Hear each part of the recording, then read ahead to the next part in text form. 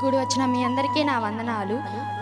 Stage మీద ఉన్న సేవకులకి నా వందనాలు. ఇటు అవకాశాన్ని ఇచ్చిన తండ్రి అయిన దేవునికి నా కృతజ్ఞత స్తుతులు చెల్లిస్తున్నాను.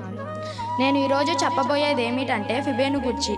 ఫిబే అను పేరుకు అర్థం ప్రకాశించేది లేదా స్వచ్ఛమైనది. ఫిబే అను పదం గ్రీక్ వార్డ్ నుండి వచ్చింది. ఈ ఫిబే క్రెంక్రియా పట్టణస్థురాలు.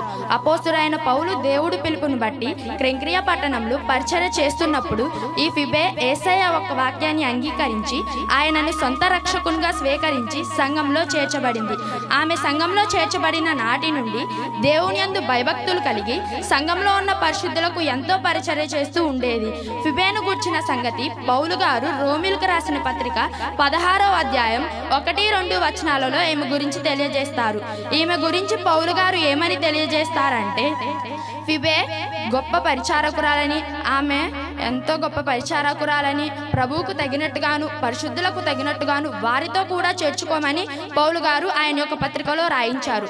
అంతేకాకుండా ఆ పత్రికలలో ఆమెకు ఏమైనా సహాయం కావాల్సి వస్తే మీరు తప్పక ఆమెకు సహాయం చేయండి, ఎందుకంటే ఆమె నాకు ఇంకా ఎంతో మంది పరిశుద్ధులకు కూడా ఎంతో సహాయకారిగా ఉంది అని పౌలు గారు ఆయన గురించి తెలియజేస్తారు. ఫిబే ఆమె ఉన్న సంఘంలో ఒక బాధ్యత కలిగిన పరిచారకురాలు. ఆమె పరిచర్య చేస్తూ ఎంతో మంది పరిచర్య చేసేవారికి కూడా సహాయపడుతూ ఉండేది. ఈ రీతిగా పరిశుద్ధులకు ఆమె పరిచర్య చేయటం ద్వారా పరిశుద్ధ గ్రంథంలో ఆమె యొక్క పేరు రాయించడానికి దేవుడు కృప చూపించాడు.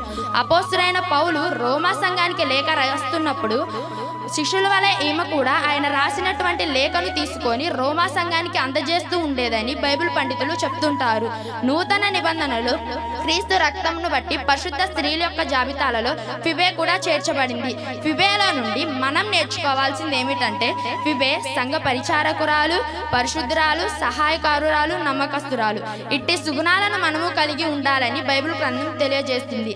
ఇట్టి లక్షణాలను మనము కలిగి ఉండి దేవునికి ఇష్టమైన పిల్లలుగా ఉండాలని మీకు తెలియజేస్తూ నా మాటను ముగిస్తున్నాను. అందరికీ వందనాలు.